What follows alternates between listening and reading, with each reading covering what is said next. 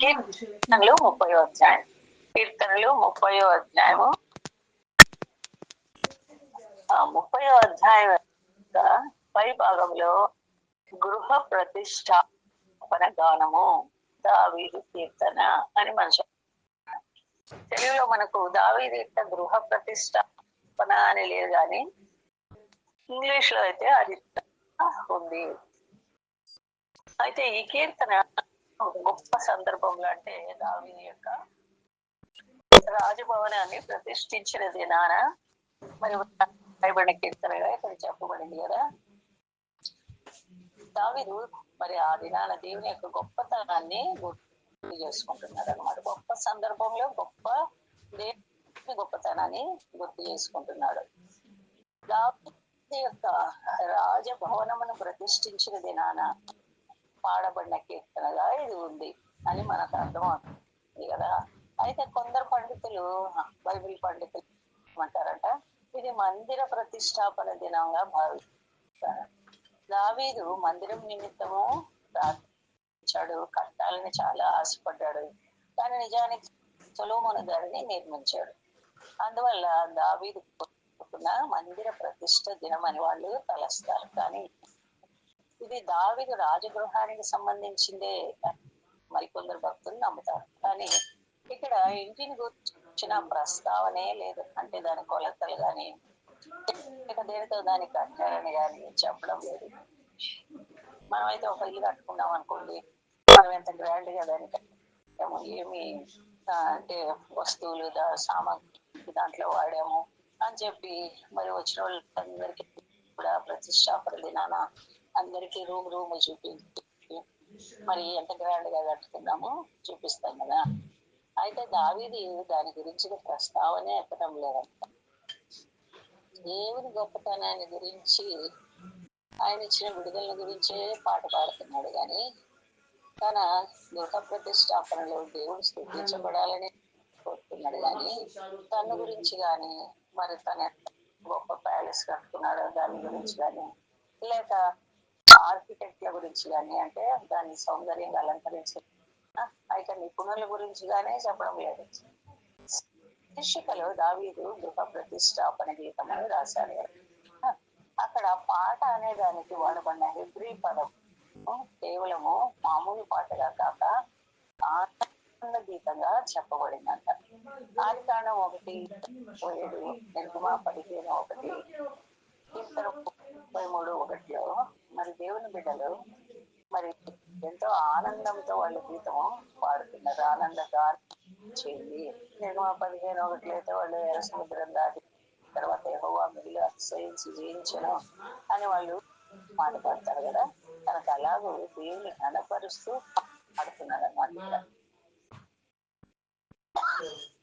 అంటే ఆనంద గానంగా చెప్పబడు. కీర్తన 31వ వచనం చదివితే, దేవా నేను నిన్ను కొనియాడుచున్నాను అంటాడు. తనను తాను కొనియాడుకోవడం లేదు. మనమైతే అతి సమయాల్లో ఏం చేస్తాం, మనం కట్టుకున్న ఇల్లును బట్టి మనము కోరుకుంటాం, మనం కొనియాడుకుంటా ఉంటాం అనమాట. నన్ను చూడండి, నా బలాన్ని చూడండి, నా రాజ్యం ఎంత ఘనంగా ఉందో చూడండి, నేను కట్టిన నా రాజగృహాన్ని చూడండి అనడం లేదు దావీదు. మానవునికి మరి అలాంటి చిరస్మరణీయంగా ఉండాల్సిన రాజభవనం కదా. అయితే దేవుని ఘనపరిచే సాధనముగా దాన్ని మార్చాడు. యూదుల చరిత్రలో 2వ సమూయేలు తర్వాత 1వ దినవృత్తాంతం 2 పుస్తకాల్లో మనం ఇది దావీదు రాజభవనాన్ని గురించిన నిర్మాణమే అని మరి చెప్పొచ్చు.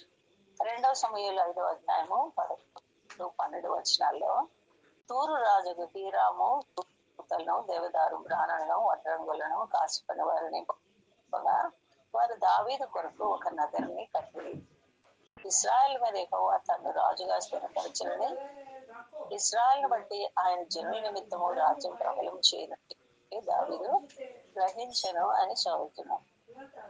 అంటే తూరు రాజు మరి దావీదుకి మందిరానికి కానీ తర్వాత ఆయన రాజగృహానికి కానీ కావచ్చు దేవదారు బ్రాణులు, పంపించాడు అనమాట. తర్వాత వడ్రంగులు కూడా పంపాడంట. తర్వాత చెప్పని వారిని కూడా పంపిస్తే వాళ్ళు దావీదు కొరకు ఒక నగర్ని కట్టారు అని చూడవచ్చు. కనుక ఇక్కడ చెప్పబడిన ఇక ప్రతిష్టాపన అనేది కేవలము దావీదు రాజగృహాన్ని గురించి సంబంధించింది అని మనము వాక్యం ద్వారా చెప్పవచ్చు. మరి దావీదు మరి మొదటి దినవృత్తాంతం 14:1-2లో కూడా ఇదే సందర్భాన్ని మనము చదువు.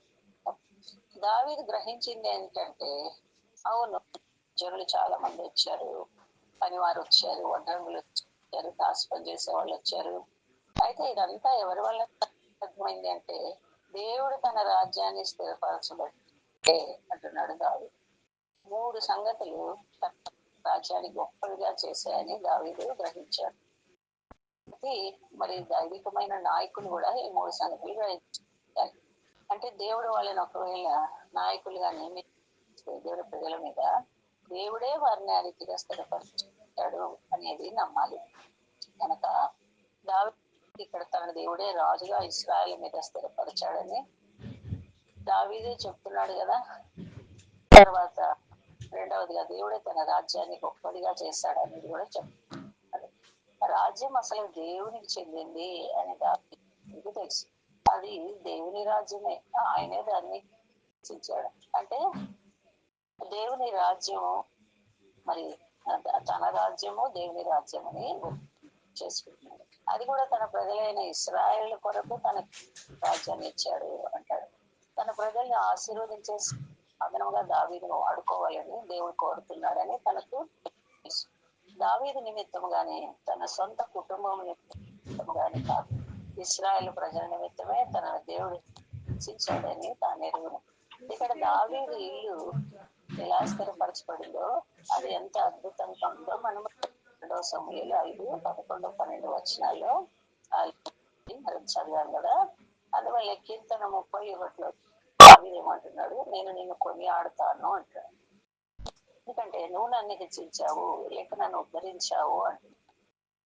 దావీదు దేవుని స్థుతించడానికి ప్రాముఖ్యమైన కారణం అది. దావీదు తన భద్రత మరియు తన స్థానం కేవలం దేవుని పని అని ఎరిగాడు. దావీదు ఏ పని చేయకుండా చేతులు కట్ట కూర్చుంటే దేవుడే పని అంతా చేశాడు అర్థం కాదు. దావీదు శక్తి గలవాడు, కార్యాలు చేసేవాడు. దావీదు తన స్వంత పని కంటే దేవుడు చేసేది ఎంతో గొప్పదని చెప్తున్నాడు. దావీదు పని చేసినప్పటికీ దేవుడే తనను హెచ్చించాడని చెప్తున్నాడు. చార్లెస్ స్పర్జన్ అనే భక్తుడు ఈ కీర్తన గురించి రాస్తూ ఇలా రాశాడు. కృప అనేది నరకం అనే గుట్ట నుండి, పాపం అనే గుట్ట నుండి, పాపం అనే జిగట గల బురద గుంట నుండి, పాపం అనే రోగశీల నుండి మనల్ని పైకెత్తి, అంతేకాదు సందేహాలు భయాలు అనే కట్ల నుండి కూడా మనల్ని విడిపించింది. దీనంతటికి మనం ఏమి ఇచ్చాయని కొనియాడగలము అంటాడు. దావీదును దేవుడు హెచ్చించినప్పుడు తను పాట పాడుతున్నాడు. నా శత్రువు నా విషయమే సంతోషింపకూడనట్లు నువ్వు నన్ను ఉద్ధరించావు అంటాడు. తను ఎడతెక్క శత్రువులు ఎదుర్కొన్నాడు, దేవుడు తనని కాపాడాడు, ఆ శత్రువులపై విజయం పొందాడు. కీర్తన 30:2 యెహోవా నా దేవా, నేను నీకు మొరపెట్టగా నువ్వు స్వస్థపరచుకుని అంటాడు. తనకు దేవుడు ఇచ్చిన స్వస్థత కూడా దేవుని కొనియాడుతున్నాడు. ప్రార్థనా పూర్వకంగా దేవుడిపై ఎలా ఆధారపడాలో దావీదుకు తెలుసు. దేవుడు సహాయం చేశాడు నిజమే, కానీ దావీదు మొరపెట్టాడు కదా, ప్రార్థించాడు కదా, కనుక ఫలితము నీవు నన్ను స్వస్థపరిచితివి అంటాడు. దావీదు అనేక సార్లు అస్వస్థత నుండి, గాయాల నుండి స్వస్థత దేవుడి నుండి పొందుకున్నాడు. తన గొప్ప అంతర సమయాల్లో దేవుని సహాయం తనకు అందింది. బహుశా శరీర అనారోగ్యత కాకపోవచ్చు, ప్రాణం పరిస్థితుల నుండి వాటి నుండి కూడా స్వస్థత పొందాలని మరి దావీదు చెప్తున్నట్టుగా ఉంది. అందువల్ల రాజగృహము ప్రతిష్టాపన దినాన దేవుని స్తుతిస్తున్నాడు. అంటే తనకు దేవుడు చేసిన మేళ్ళు ఏదీ మర్చిపోకుండా. తనకు ఎంతో మంది శత్రువులు ఉన్నారు, ప్రాముఖ్యంగా సౌలు తనను ఎప్పుడు కూడా చెప్పాలని వెంటబడుతూ ఉండేవాడు కదా. తనకు ఎన్నో అపాయాలు తను మరి ఎదుర్కొన్నాడు. చిన్నప్పుడు కూడా గొర్రెలు కాసేటప్పుడు సింహం వచ్చింది, ఎలుగుబంటి వచ్చింది అని మనం చూస్తాం. కనుక ఆల్మోస్ట్ ప్రాణం పోయే పరిస్థితి లాంటివి తన జీవితంలో ఎన్నో సంభవించాయి. ఎన్నోసార్లు ఈట పెట్టినప్పుడు అది తగలకుండా తప్పించుకున్నాడు సౌలు నుండి. తర్వాత 3,000 మందిని తీసుకొని అరణ్యాల్లో ఆయన వచ్చాడు. మరి ఆల్మోస్ట్ దొరికిపోయిన సందర్భాల్లో కూడా దేవుడు ఆయన ఎలా కాపాడాడో మరి ఇక్కడ అన్నీ గుర్తు చేసుకొని దేవుని స్థుతిస్తున్నాడు. కనుక మనం కూడా మన జీవితం దేవుడు ఏం చేశాడో ఆ మేళ్ళన్నీ కూడా గుర్తు చేసుకుని మనం దేవుని స్థుతించాలి. అయితే సందర్భం ఏంటి? రాజగృహాన్ని ప్రతిష్ఠించుకుంటున్నాడు. ఆ దినాన మనలాంటి వాళ్ళమైతే మనం ఆ గృహాన్ని చూపించుకుంటూ మనల్ని గొప్పలు చెప్పుకుంటూ మరి దేవుడు నన్ను ఎంత హెచ్చించాడో చూడండి అని ఆ రీతిగా మనల్ని మనం కొనియాడుకునే పరిస్థితి కానీ దావీదు అలా చేయడం లేదు. తర్వాత దావీదుకి కీర్తన మరి 33వ వచనం, యెహోవా పాతాళంలో నుండి నువ్వు నా ప్రాణము లేవదీస్తుంది, నేను కోతిలోనికి దిగకుండా నీవు నన్ను బ్రతికించేది అంటారు. బహుశా దాదాపు మరణించే పరిస్థితికి దావీదు చేరాడేమో, లేక ప్రాణాపాయాన్ని త్రుటిలో తప్పించుకున్నాడేమో. ఒక యోధునిగా అంటే సైనికుడిగా కూడా ఉన్నాడు కదా, సైన్యాధిపతిగా కూడా చేశాడు కొన్ని రోజులు సౌలు అతను, ఎందుకంటే అట్లయినా చేస్తాడేమో. తర్వాత నాయకుడిగా కూడా మరి ఉన్నాడు. తన జీవితంలో మరణపు అంచుల వరకు ఎన్నోసార్లు వెళ్ళి ఉంటాడు. దేవుడు తన ప్రాణాన్ని మరణం నుండి కాపాడాడు. పాతాళంలో నుండి నువ్వు నా ప్రాణం లేవదీసితివి, కోతిలోనికి దిగిపోకుండా నన్ను బ్రతికించితివి అంటాడు. ఒకరోజు తను కూడా మరణించాలని, ఈ శరీరాన్ని వదిలిపెట్టి వెళ్ళాలని దావీదుకు తెలుసు. కానీ అనేక సందర్భాల్లో గోతిలోకి దిగిపోకుండా తన మరణాన్ని దేవుడు వాయిదా వేశాడు కనుక దేవుడు చేసిన దాని అంతటికీ ఆయనను స్తుతిస్తున్నాడు. కీర్తన 28:1, కీర్తన 69:15, కీర్తన 88:4, యెషయా 38:17 గోతి అనే మాటకు అర్థం సమాడిగా చెప్పలేదు. కానీ ఈ కీర్తన తన ప్రతిష్టాపనలో దావీదు పాడుతున్నాడు. దావీదు నా రాజ్య బలాన్ని దాని ప్రభావాన్ని చూడండి అనడం లేదు. అంతా క్షేమంగా ఉన్నట్లుగా ఈ దినం ఉంది, కానీ నా ప్రాణం ముందు ఎన్నోసార్లు అపాయాలలో ఉండింది అని అది ఎవరు మర్చిపోవద్దు అంటాడు దావీదు. నా శత్రువుల నుండి, రోగాల నుండి, సమాజం నుండి విడిపించిన దేవుని స్థుతిస్తాను. ఇదే స్థుతితో ధోరణితో 4వ వచనాన్ని కూడా మనము చూద్దాం. మనం కూడా మరి దేవుడు మనం పక్షంగా చేసిన కార్యాలను గుర్తు చేసుకొని, అందుకే నా ప్రాణమైన వాడు సమితించును, ఆయన చేసిన ఉపకారంలో దేనిని మరొక 103వ కీర్తనలో కూడా రాస్తాడు కదా. అంటే ఏదో మర్చిపోకుండా ప్రతి గుర్తు పెట్టుకుంటాడు అన్నమాట. మళ్ళీ మళ్ళీ వాటిని బట్టి దేవుడిని స్థుతిస్తాడు. 4వ వచనం చూద్దాం. యెహోవా భక్తులారా కీర్తించుడి, ఆయన పరిశుద్ధ జ్ఞాపకార్థ నామమును బట్టి ఆయన స్థుతించుడి.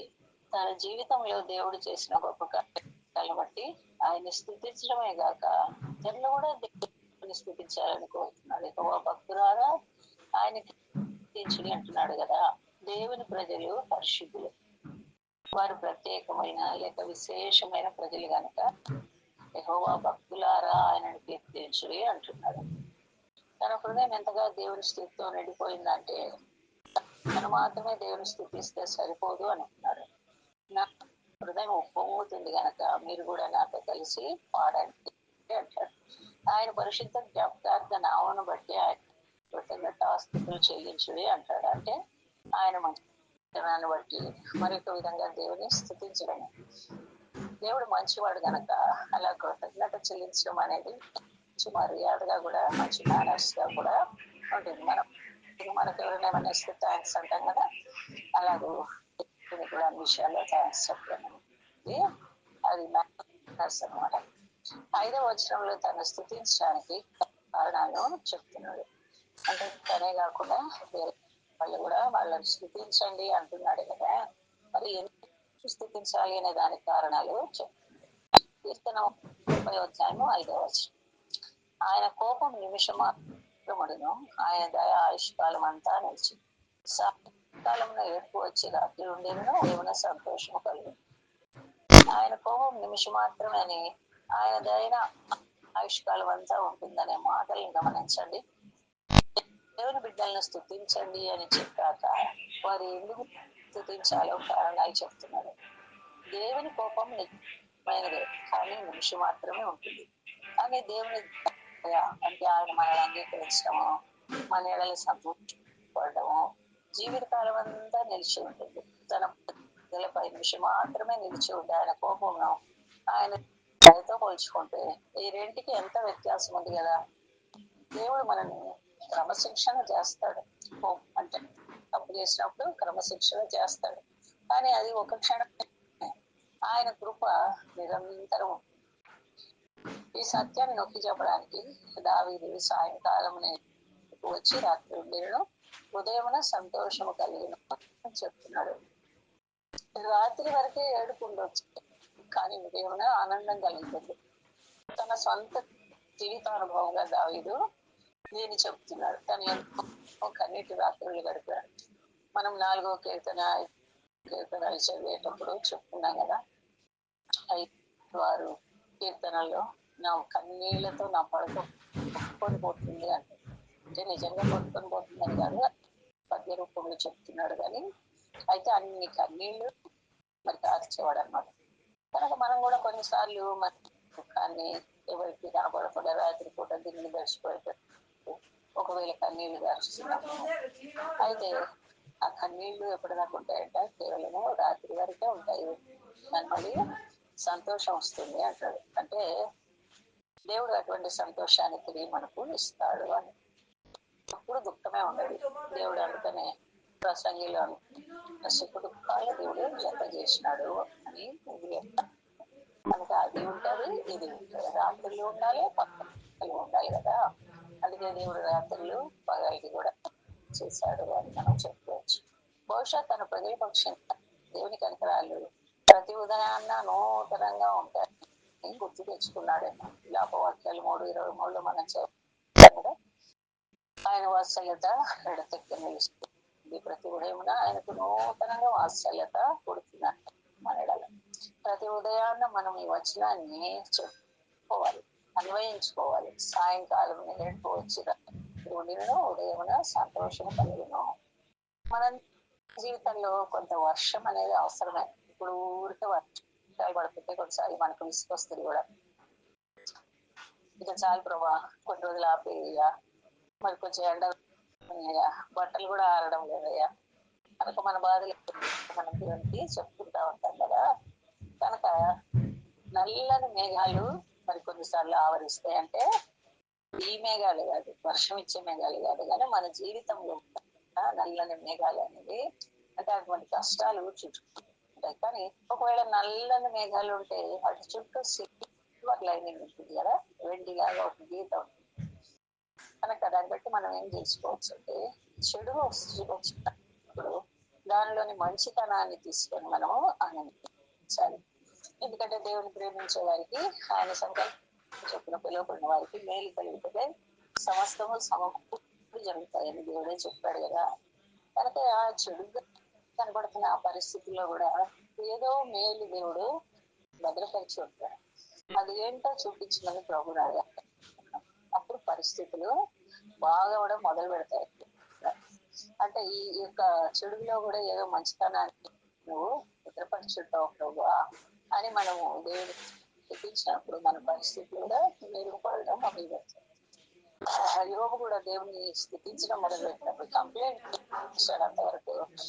మరి నేను పుట్టిన దినాన్ని పడితే బాగుండాల్సి, నేను ఎందుకు పుట్టాను, మగ పిల్లలు పుట్టినాడు అని చెప్పినోడు పించబడినగాక, ఇట్లా ఏదేదో చాలా మరి అనుకున్నాడు. కానీ అయితే చివరికి దేవుని స్థుతించాడు. నేనేదో వినికిడితో నేను గురించిన వార్త కానీ ఇప్పుడు కనులారా చూస్తున్నా, నువ్వు ఉద్దేశించింది ఏది ఫలం కాదని నేను ఎరుగుదను అని దేవుని స్థుతించినప్పుడు ఆయన యొక్క పరిస్థితి మారినట్టుగా మనం చూస్తాం. అంతేకాదు అప్పుడు దాకా తనను మరి నువ్వు ఏదో దుర్మార్గం చేసుకుంటావు, లేకపోతే ఇలాంటి పరిస్థితి నీకు ఎందుకు వస్తుంది అని చెప్పేసి నిందించిన స్నేహితుల కొరకు కూడా దేవుడు అంటే వాళ్ళ కొరకు ప్రార్థన చేయి, అప్పుడు నీ క్షేమ స్థితి నీకు వస్తుంది. కనుక వాళ్ళు వచ్చి ప్రార్థన చేయించుకున్నప్పుడు ఆయన మరి ప్రార్థన చేయగా ఆయన క్షేమస్థితి ఆయనకు వచ్చింది, అంతగా దీవించబడ్డాడని మనం చదువుతాం కదా. కనుక దేవుడు కొన్నిసార్లు చెడుగా కనపడే వాటిలోనే ఏదో మీరు మరి ఆయన గురించి ఇంకెక్కువ మనం తెలుసుకోవడానికి, ఆయనకి ఎక్కువ స్థుతించడానికి దేవుడు మరి పరిస్థితులు ఇస్తాడు. అయితే ఎప్పుడైతే స్థుతిస్తావో అప్పుడు మరి పరిస్థితులు కూడా కొన్నిసార్లు మారడం మొదలుపెడతాయి. ఇక్కడ దావీదు దేవుని నిర్దయం అంటే దేవుడు కఠినంగా ఉన్నట్టుగా కొన్నిసార్లు కనపడతాడు. అయితే దాన్ని దేవుని దయతో పోలుస్తున్నాడు. దేవుని ప్రజల పక్షంగా దేవుని నిర్దయ దయ అధికంగా ఉంటుందని దావీదు అనుభవించి చెప్తున్నాడు. దేవుడు తన ప్రజల పక్షంగా కొంత తీవ్రంగా వ్యవహరించాల్సి వచ్చినప్పుడు కూడా ఆయన మంచితనము అనేది దాన్ని మించినదిగా ఉంటుందని చెప్తున్నాడు. అవును, ఆయన కృప ఎల్లప్పుడూ అధికంగానే ఉంటుంది. దేవుని ఆదరణ, ఆనందము, నిశ్చయం అనేది నొక్కి చెప్పబడుతుందన్నమాట. రాత్రి ముగిశాక తప్ప ఉదయం వస్తుంది కదా, రాత్రి తర్వాత రాత్రే రాదు కదా. అలాగే నేను ఏడుస్తున్న విశ్వాసి దేవుడు తప్పక నిన్ను ఆనందంలోకి నడిపిస్తాడు. ఎల్లప్పుడూ రాత్రి ఉండదు, ఉదయం తప్పక వస్తుంది. నువ్వు దుఃఖం గుండా విచారం గుండా వెళుతుంటే ఒకవేళ నిరుత్సాహ దేవుడు నీ దుఃఖం వెంట ఆనందాన్ని తీసుకుని వస్తాడు. కీర్తన 30వ అధ్యాయము 6-7 వచనాలు దావీదు తన సాక్ష్యాన్ని కొనసాగిస్తున్నాడు. నేను ఎన్నడూ కదలనని నా క్షేమకాలం అనుకుంటేనే యెహోవా దయ నీవే నా పర్వతము స్థిరపరచుకుని నీ ముఖమును దాచుకున్నప్పుడు నేను కలుక చెందితిని. దావీదు తను వర్ధిల్లినప్పుడు తన మీద తనకే నమ్మకం ఎక్కువైందని ఒప్పుకుంటున్నాడు. మనం వర్ధిల్లుట అనే సూర్యకాంతిలో ఉన్నప్పటి కంటే అపాయకరమైన సమయం ఇంకొకటి ఉండదు. ఎందుకంటే వర్ధిల్లినప్పుడు కొన్నిసార్లు దేవుని మర్చిపోతాం. దేవునికి ఇవ్వాల్సిన సమయం ఇవ్వము, ఆయనకి ఇవ్వాల్సిన ఘనత ఆయనకి ఇవ్వము. అయితే ఇక్కడ దావీదు అలా లేడు. దేవునిలోనే అంటే ఒకప్పుడు తను కూడా అలాగ తప్పు చేశానని ఒప్పుకుంటానమాట. దేవునిలోనే ఉంటూ ఎన్నడూ కష్టం అనేది ఎరగకపోతే దేవుని ప్రేమ కాదు, కానీ దేవుడు నిర్లక్ష్యం చేస్తున్నాడేమో అనేది మనం గుర్తుపెట్టుకోవాలి. అందువల్లే దావీదు నేను ఎన్నడూ కదలనన్న క్షేమకర్త తలచాను కానీ దయగలిగి నీవే నా పర్వతాన్ని స్థిరపరచావని ఒప్పుకుంటున్నాడు. తను వర్ధిల్లాడంటే, తన స్థిరపరచబడిందంటే కేవలం దేవుని దయని బట్టే. ఇప్పటికీ దావీదు రాజగృహాన్ని త్రవ్వకాలు చేసేవాళ్ళు అంటే ఆర్కియాలజిస్ట్ తవ్వి కనుగొన్నారని చరిత్రలో చదువు.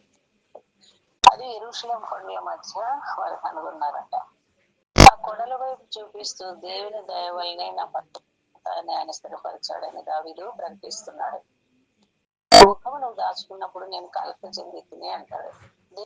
జీవింపజేసే శక్తి ఎడతెక్క మన పక్షంగా లేకపోతే కష్టాల్లో పడిపోతాం. దేవుడు ఏదో దావుడు మూతలు ఆడడం కదా, ఒకసారి ముఖం దాచిపెట్టి ఒకసారి ముఖం చూపించి అట్లా. దేవుని సన్నిధి మీదే దావీదు ఆయన సహవాసం ఆయన దయ మీదే పూర్తిగా ఆధారపడి ఉన్నాడు. తన భావోద్రేకాల్లో కూడా దేవుడు దూరం అయిపోయాడేమో, ముఖాన్ని దాచుకున్నాడేమో అని గన తలంపుస్తే దావీదుకి ఎంతో కలవరం అయిపోతుంది. మరి మనము అట్లా సరి చేసుకుంటాం. ఈరోజు దేవుని ముఖము ఒక దర్శనం నాకుందా, దేవుని వెలుగు నా మీద ప్రకాశిస్తుందా, దేవుని సన్నిధి నేను అనుభవిస్తున్నానా అనేది మనం ఎప్పటికప్పుడు చూసుకుంటూ ఉండాలి. ఇప్పుడు ఎవరో చెప్పారు, మరియమ్మ యోసేపు యేసయ్య 12 సంవత్సరాలు ఉన్నప్పుడు ఆయన తీసుకుని పస్కా పండుగ యెరూషలేంకి వెళ్ళారు కదా. అయితే ఆయనేమో అక్కడే ఆగిపోయి ధర్మశాస్త్రంలో వేసుకునితో పరిశుద్ధ శాస్త్రులతో దేవుని వాక్యాన్ని గురించి తర్కిస్తూ ఉన్నాడు. ఆయన వేసే ప్రశ్నలకు వాళ్ళకి జవాబు లేదు, జవాబు చెప్పలేకపోతున్నారు. ఎందుకంటే ఆయనే వాక్యం కదా. అయితే ఇంతలో వీళ్ళు ఒక దినం అంత దూరం ప్రయాణం చేసేసారు. అప్పుడు చూసుకుంటే మన బంధువుల పిల్లలతో ఆడుకుంటా వస్తున్నాడేమోలే అని వాళ్ళు అనుకున్నారు. ఎందుకంటే నడిచే వెళ్ళేవాళ్ళు కదా ఆ దినాల్లో వాళ్ళు. అంటే లేడు. ఆఖరికి వాళ్ళు చాలా తొందరపడి చాలా మరి ఆందోళన చెంది తిరిగి యెరూషలేంకి వచ్చారు. ఇప్పుడు ఒక దినం వెళ్ళారు, ఒక దినం మళ్ళీ నడిచి వచ్చారు. 2 దినాలు అయిపోయినాయి కదా. అయితే 2 దినాలు ప్రభు వారితో కూడా లేడు అనే సంగతి వాళ్ళకు గమనము కూడా లేదు. అట్లా కొన్నిసార్లు మనం ఏం చేస్తామంటే దేవుని సన్నిధి మనకు నిజంగా ఉందా లేదా అనేది షూర్ చేసుకోకుండానే జీవితంలో నడిచిపోతాను ఉంటాం. అట్లా దావీదు లేడు. ఒకవేళ దేవుడు ముఖం రాసుకున్నాడేమో అని చెప్పి సన్నిధి ఉందా అంటే ఆయన ఎంత కలవరపు చెందేవాడుగా ఉన్నాడు. కూడా అలాంటి కలవరం అనేది ఉండాలి. లేకపోతే రోజులు ప్రభు సన్నిధి మనతో లేకపోయినా, ఆయన సహవాసం మనకు లేకపోయినా ఏమి చింత చిక్కు లేకుండా జీవిస్తుంటాం. అట్లా ఉండకూడదు. 8, 9, 10 వచనాల్లో యెహోవా మీకే మొరపెడితిని, నా ప్రభువుని బ్రతిమాలు పొంటిని. నేను గోతిలోనికి దిగిపోయిన ఏళ్ళ నా ప్రాణం వల్ల ఏం లాభం? మను నిన్ను స్థుతించిన అది సత్యం గురించి వివరించిన యెహోవా ఆలకింపు, నన్ను కరుణింపు, యెహోవా సహాయుడు. ఇక్కడ దావీదు దేవుని మొరపెడుతున్నాడు. యెహోవా నీకే మొరపెడితిని అంటాడు. 2వ వచనంలో దేవునికి మొరపెట్టాను అని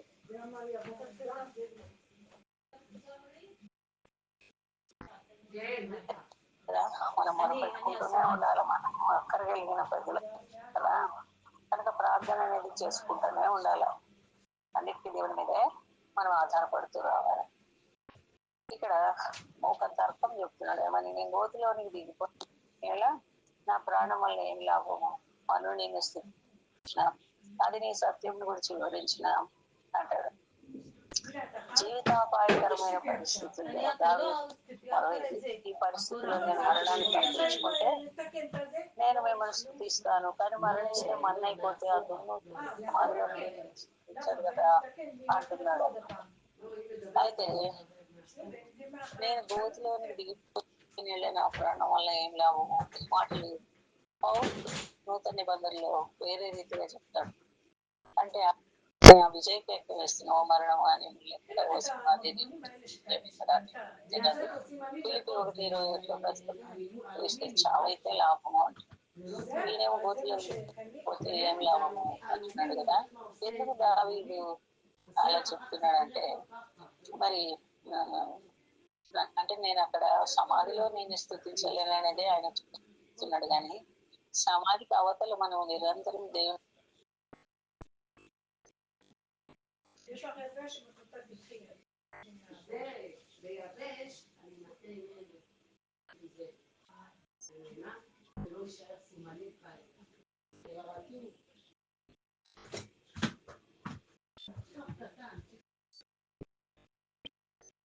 పాత నిబంధనలో భక్తులు మరి వాళ్ళకి అంత స్పష్టమైన గ్రహింపు లేదు.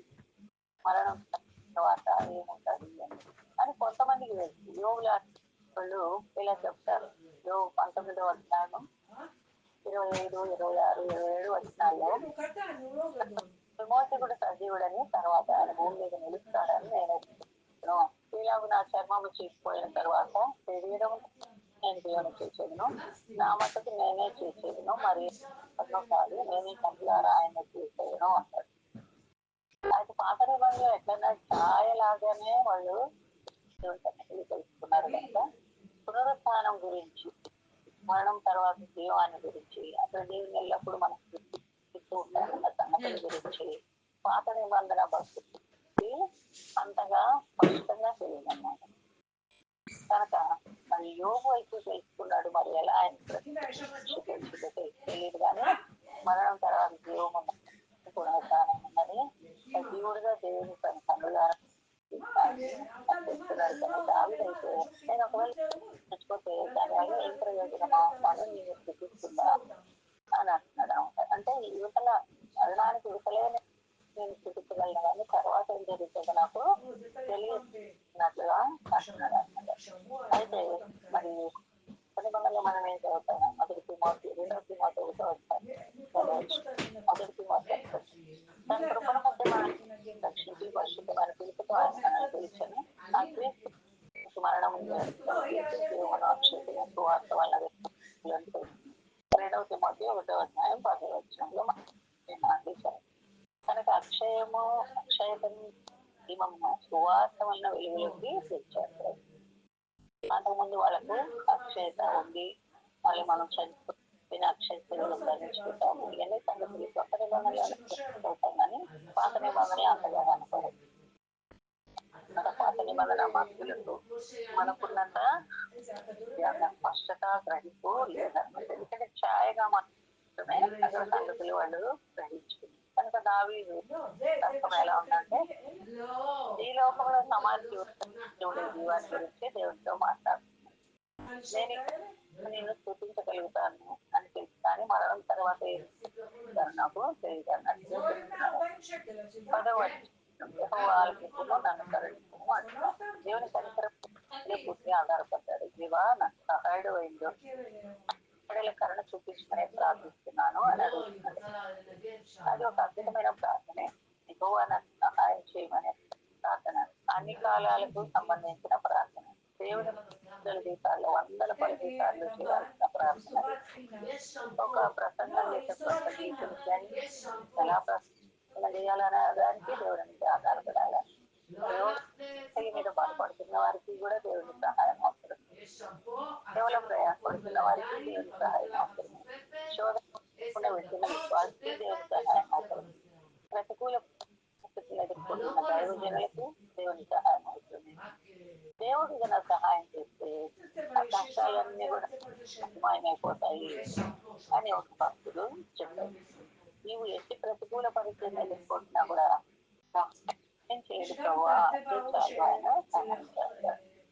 3:11 నా ప్రాణం మౌనంగా ఉండక నేను చూసినట్టు నా అంగలార్పును నాట్యంగా మార్చి ఉన్నావు రాజా.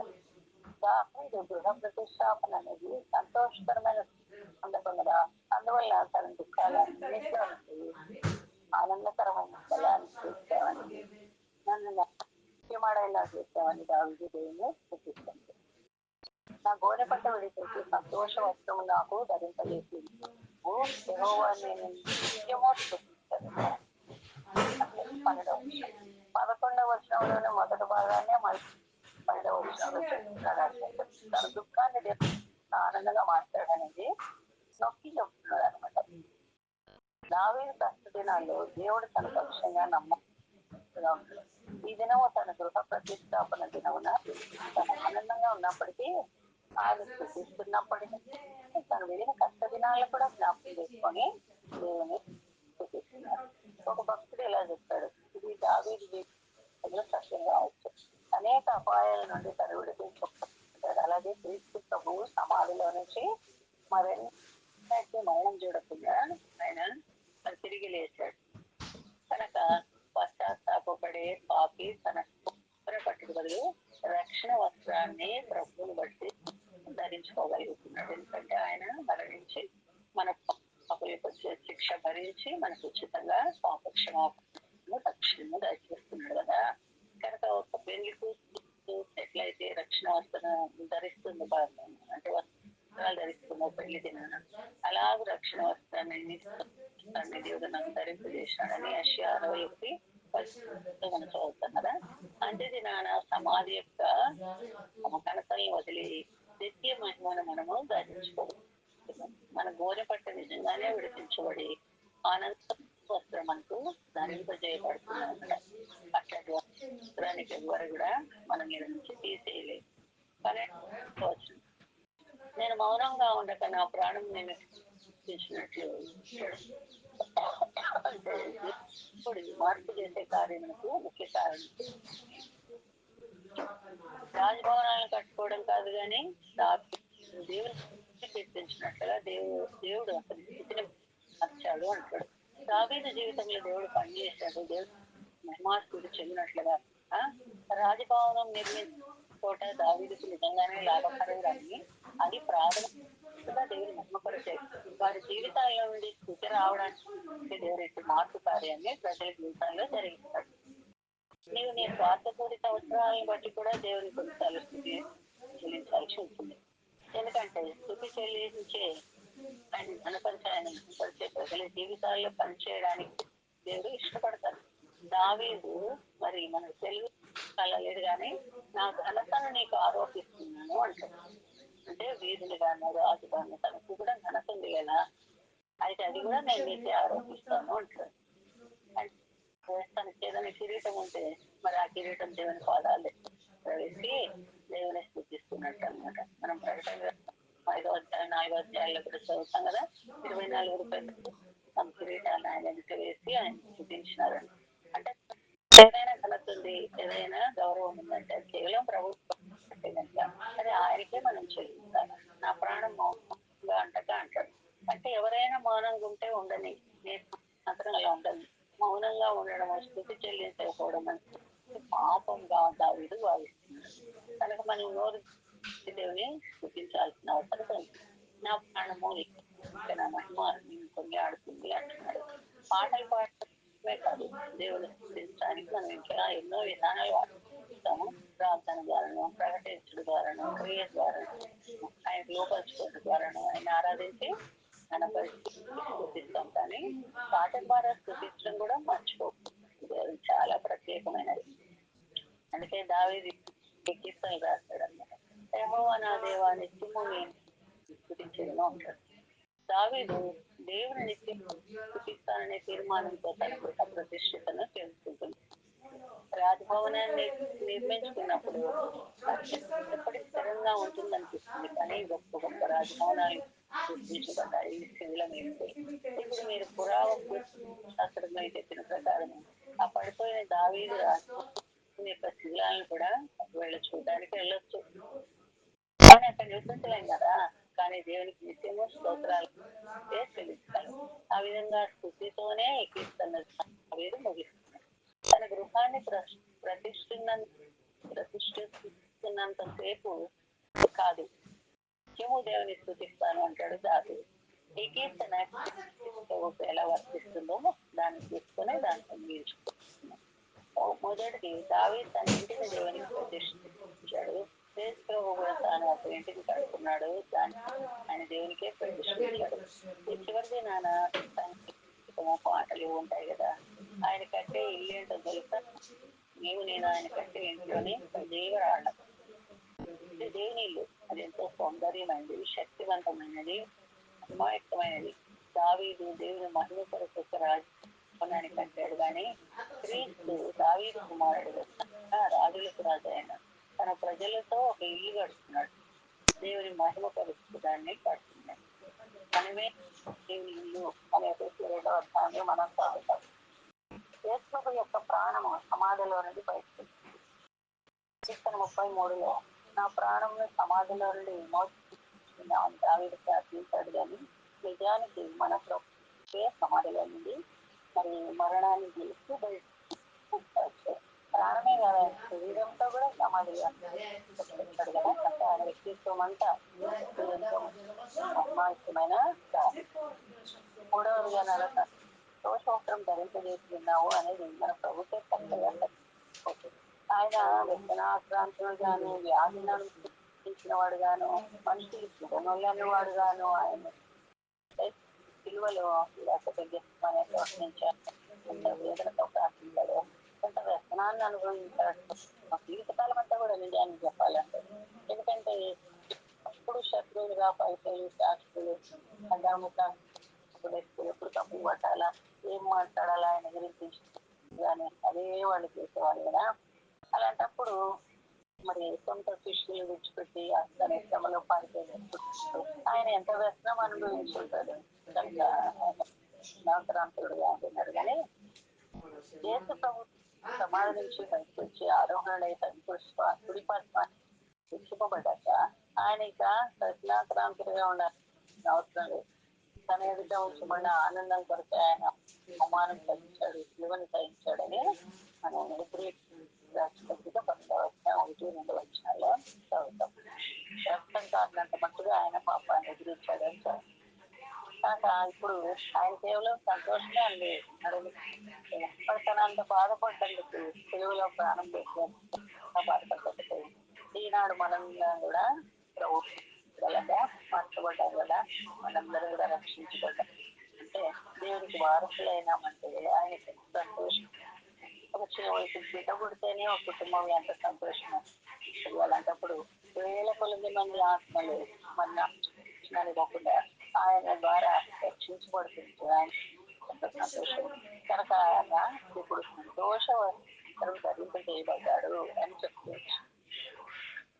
కనుక అత్యున్నతంగా చూపబడే తండ్రిని పూర్తిగా దేవుని ప్రణాళికల్లో తాను మరి అర్పించుకునే తండ్రిని మహిమపరుస్తున్నాడు. మనం కూడా మన జీవితాల్లో దేన్ని ప్రతిష్ఠించుకున్నాను అంటే అది ఇల్లైనా ఇంకేదైనా కృతజ్ఞతాస్తుతులు చెల్లిస్తూ దేవుడు ఆ రీతిలో మనకు సహాయం చేయాక ఇదినా కూడా దావీదులాగా అంటే మనం ఏం చేసుకున్నా ఏమి మనకు దేవుడు అనుగ్రహించిన ఎంత ఘనత ఉన్న దాన్ని బట్టి లేక ఎంత మనము గొప్పలు చెప్పుకోవాల్సిన పరిస్థితి ఉన్నా కేవలం ఆయనకే మనం నాకంత ప్రభావాలు చెల్లించి ఆయన మాత్రమే పడేవారు కదా వీధులలో మా